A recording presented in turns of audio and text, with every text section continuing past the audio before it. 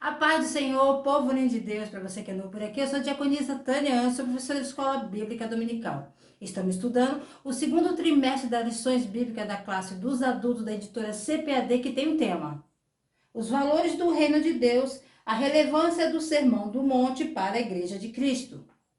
O pastor Osiel Gomes é o comentarista desse trimestre. Ele é escritor, conferencista e líder da Assembleia de Deus em Tirirical, São Luís do Maranhão. A lição de hoje é a lição 10. Nossa segurança vem de Deus. Nessa passagem que estudaremos hoje, Jesus vai ajudar os seus discípulos a trabalhar através desta questão da hipocrisia religiosa a partir desta parte do capítulo do versículo 19 em diante. Dirá a seus discípulos que o que eles desejam e o que temem lhes diz muito sobre seus corações. Agora, não vamos chegar à questão do que eles temem, do que eles têm medo. Ele lida com isso mais tarde no capítulo. Hoje Jesus vai nos desafiar a considerar esta pergunta: onde está o seu foco? Onde o seu foco está? Ele vai falar especificamente sobre dois tipos de coisa em particular: posses e as coisas de Deus.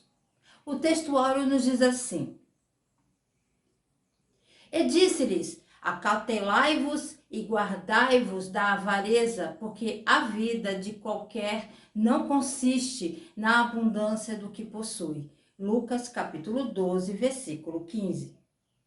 A verdade prática, ela nos diz assim: não podemos colocar a nossa esperança nas riquezas deste mundo, mas sim em Deus. A leitura bíblica em classe se encontra em Mateus capítulo 6, versículo 19 ao 27. Pegue papel e caneta e anote as referências que aparecerão aqui no vídeo. Já quero agradecer aos novos inscritos, mas vocês que já são inscritos há mais tempo aqui, não esqueçam de curtir, de comentar, compartilhar pelo menos com mais uma pessoa, que você estará ajudando a esse canal a levar o ensino da palavra de Deus, ok? Então vamos lá. Tópico 1, riqueza do céu e riqueza da terra. Subtópico 1, uma conciliação impossível. Muitas pessoas farão qualquer coisa para ter um pouco de futuro na vida. Talvez seja por isso que Jesus falou sobre dinheiro mais do que qualquer outro assunto. 16 das 38 parábolas estão preocupadas em como lidar com dinheiro e posses. Nos evangelhos, em cada 10 versículos lida diretamente com o tema do dinheiro. A Bíblia oferece 500 versículos sobre oração, menos de 500 versículos sobre fé, mais de 2.000 versículos sobre dinheiro e posses.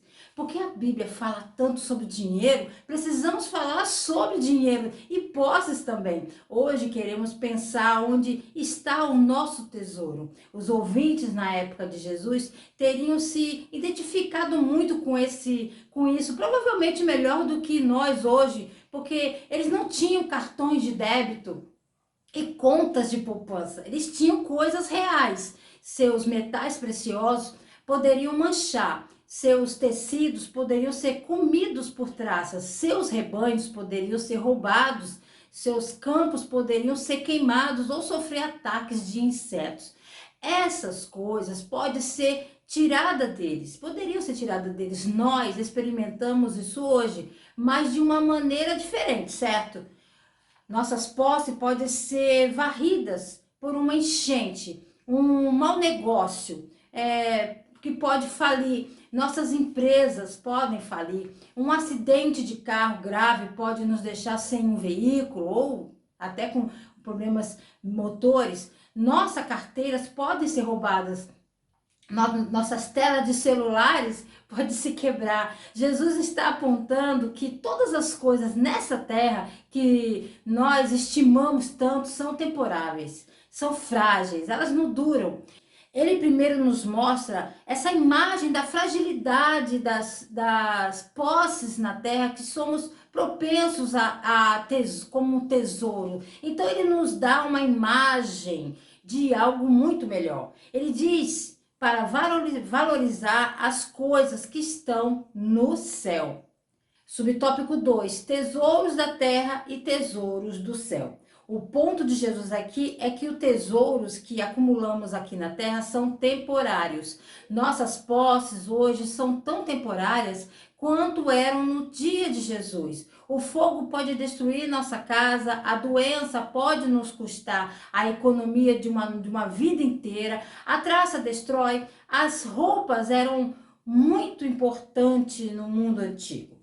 O servo de Eliseu, por exemplo, correu atrás de Naamã para pedir 2 mudas de roupas. Uma das coisas para as quais Acã cobiçava em Jericó era uma bela roupa babilônica. Então você veja aí, roupas no mundo antigo nunca saíram de moda. Então era algo que poderia ser facilmente acumulado.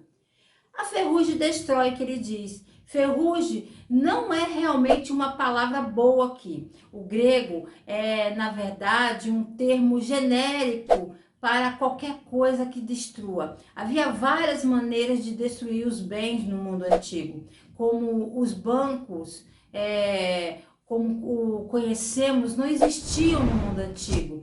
Os indivíduos cavavam buracos no chão em que colocavam seus objetos de valores.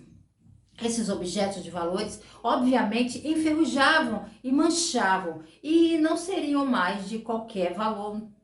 Os indivíduos também acumulavam cevada, grãos e os ratos entrariam e consumiriam toda a colheita. Ladrões invadiam e roubavam. No leste, casas eram muitas vezes feitas de argila e se alguém tivesse algo que um ladrão queria, o ladrão iria cavar através das paredes e conseguir o que quisesse. A relativa segurança que conhecemos em nossas casas hoje não existia nos tempos de Jesus. Devemos nos colocar para nós mesmo tesouros no céu. Tesouros no céu refere-se o que é de bom e eterno, significando que sai do que é feito na terra. Ao longo do sermão da montanha, Jesus fala sobre termos uma recompensa no céu, mas nesse sermão ele nunca especifica qual pode ser essa recompensa. Em Apocalipse, Jesus nos diz qual é a nossa recompensa. A ideia aqui é que se vivermos com justiça, Deus nos abençoará como seus filhos, ele vai nos recompensar. Um homem disse corretamente: o grande uso de uma vida é gastá-la para algo que dura mais. Está usando sua vida para algo que vai durar mais do que isso? Jesus disse que deveríamos colocar esses tesouros no céu, porque lá a traça, a ferrugem, os ladrões não tiram nossos tesouros. Esses tesouros celestiais resistem, ele não se decompõe com o passar do tempo. Seus tesouros estão no céu? Eles estão desaparecendo? Não será maravilhoso ter um tesouro que nunca se acaba? Jesus nos diz aqui que há um investimento melhor para você do que essas coisas terrenas temporárias. Invista seu tesouro no céu, onde ele nunca pode ser levado. Muitas pessoas estão sempre procurando um bom investimento, onde terão um bom retorno. E especificamente onde está mais seguro no momento. Jesus diz: eu tenho um investimento para você, invista seu dinheiro no céu. E ele nos mostra que podemos fazer isso sim. Em Mateus capítulo 19, Jesus diz ao jovem rico: se você deseja ser completo, vá e venda suas posses e dê aos pobres, você terá um tesouro no céu. Então Jesus diz a esse jovem rico que se ele ceder aos pobres em nome de Jesus, ele terá um tesouro no céu. Em outras palavras, é possível trocar seus tesouros terrenos que ele poderia perder a qualquer minuto por um tesouro celestial que nunca pode ser levado. É um grande investimento. É inteligente trocar algo temporário por algo eterno. Subtópico 3. O que o cristão precisa saber sobre os bens materiais? O que Jesus está nos mostrando aqui em Mateus 6 é que é assim que nós, como cristão, devemos ver nossas posses materiais. Devemos perceber que essas coisas não vão durar e devemos procurar investi-las em algo que durará, antes que eles pereçam e as percamos para sempre. Em Gênesis 28, Jacó saiu de casa para voltar e procurar uma esposa em sua terra natal, em Padã Arã. No capítulo, ele teve um encontro com Deus que chamamos de a escada de Jacó. E ele fez um compromisso com o Senhor lá. Ele disse no versículo 21, então Jeová será meu Deus, e de tudo o que você me der, eu certamente vou dar 1/10 a você. Veja só, Jacó fez um compromisso espiritual de sua vida com Jeová, com seu Deus. E uma das maneiras que ele mostrou que o compromisso estava vindo do seu coração era dar a 10ª parte. Mas não se tratava apenas de dinheiro, era sobre seu coração. Assim como Jesus disse aqui, onde está o seu tesouro, mostrou onde seu coração estava. E sempre acontece, sempre, o que fazemos com o nosso dinheiro revela nossos corações, como Jesus disse. A riqueza do céu e a riqueza da terra não tem conciliação. Tópico 2, a idolatria ao dinheiro. Subtópico 1, o coração no lugar certo. Onde nossos corações estão? Onde quer que nossos corações estejam, haverá tesouros. O ponto de Jesus é que as coisas que mais valorizamos ocupam o coração, a sede do nosso intelecto. As coisas do céu, não as coisas dessa terra, precisam ocupar o coração. Essas são as coisas que precisamos valorizar. Onde está seu coração? Está nos pontos a seguir no trabalho, independentemente da consequência, acumulando riqueza, buscando prestígio e honra? Nosso coração está focado nas coisas do céu, tentando agradar a Deus em tudo que fazemos, olhando para a frente, para as recompensas que o céu nos concederá.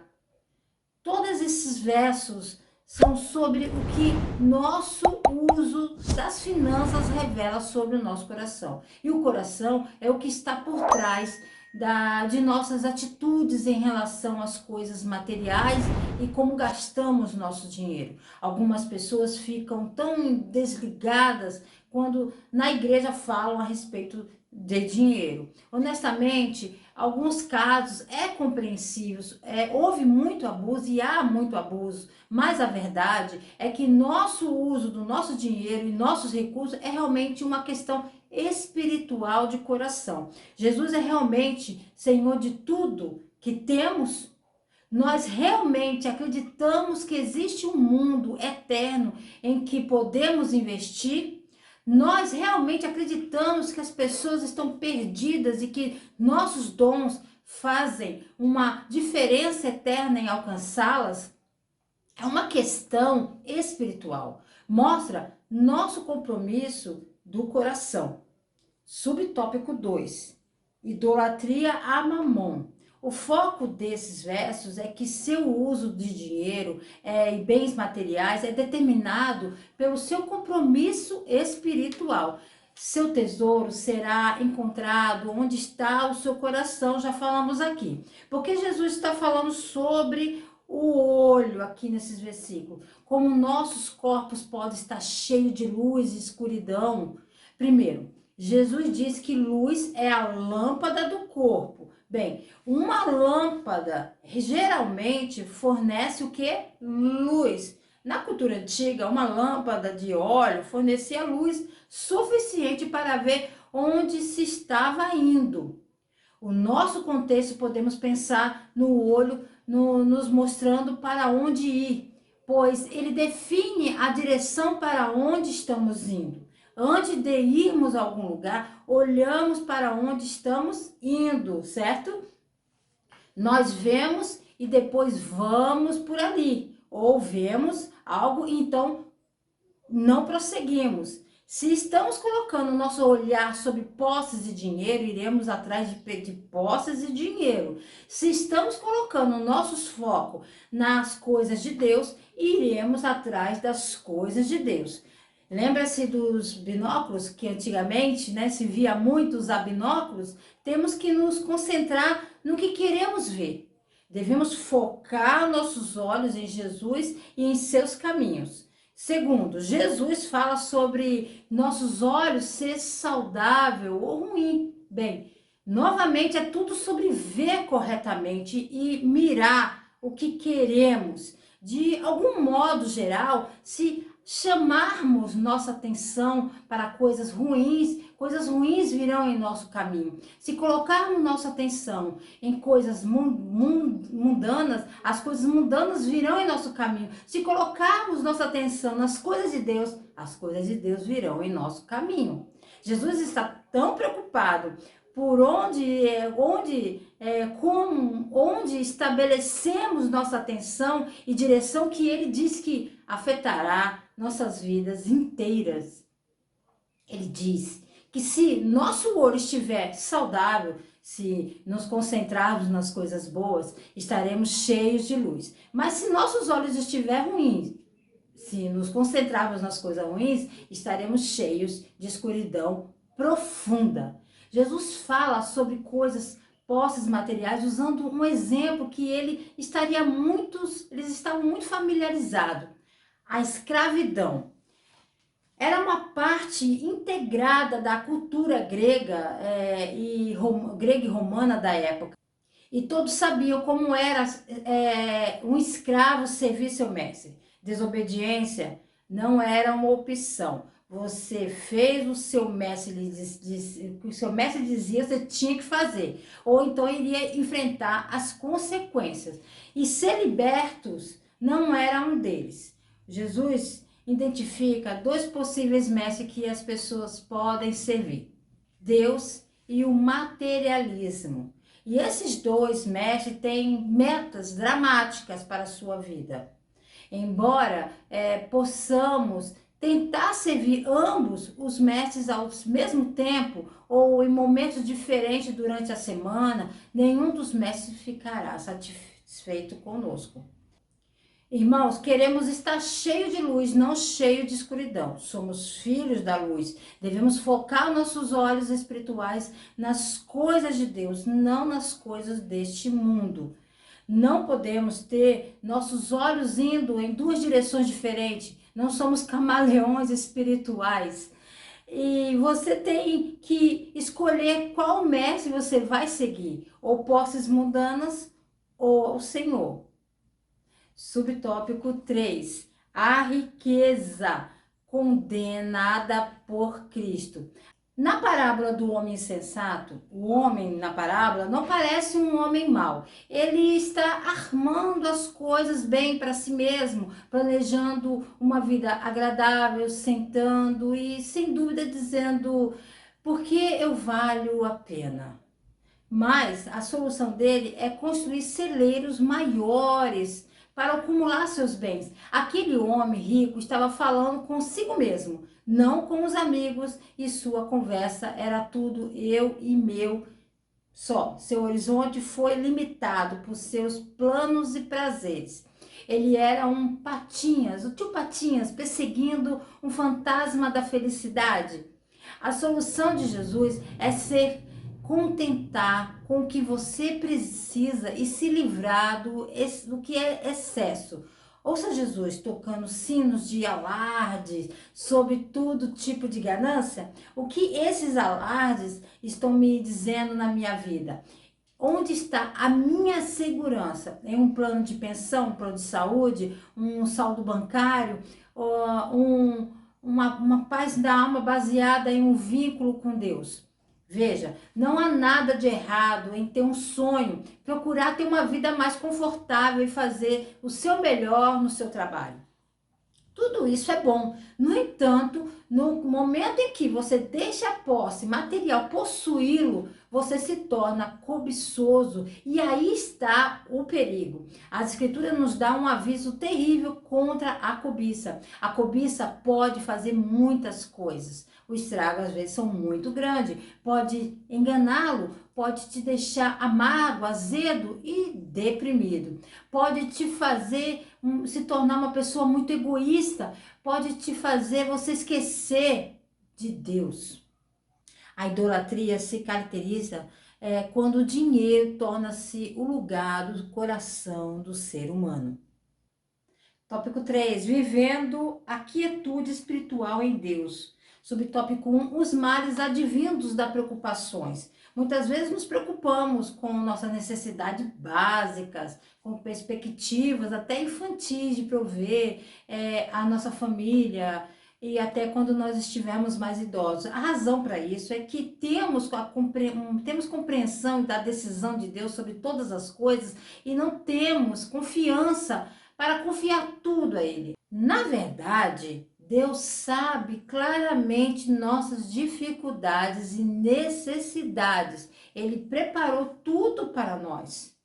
Antes de criar a humanidade, Deus tinha criado todas as coisas que a humanidade precisaria, mas não confiamos em Deus, nos preocupamos muito com um futuro desconhecido. Então, devemos realmente afastar a preocupação e confiar nossas dificuldades a Deus. Subtópico 2, vivendo sem inquietação. O amanhã terá ansiedade e muitos cuidados próprios, mas também trará a devida provisão para seus cuidados. Embora você tenha desejos, Deus irá fornecê-los como eles ocorrerem. Não aumente, portanto, os cuidados desse dia, emprestando problemas, respeitando o futuro. Faça seu dever fielmente agora e dependa da misericórdia de Deus e sua vida divina para os problemas que ainda estão por vir. Subtópico 3.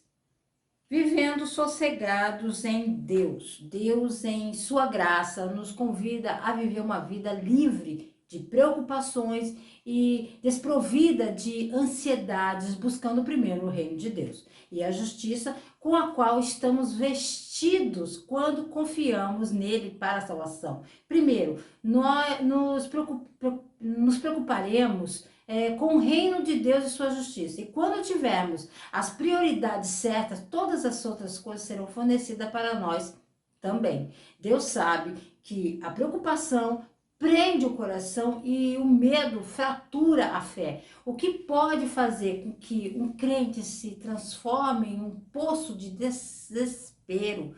Mas ele também sabe que temos necessidades diárias e tem dado muitas promessas preciosas em todas as escrituras de que ele será o provedor para todas as necessidades e o fornecedor de todas as necessidades da vida que quisermos, mas confie nele.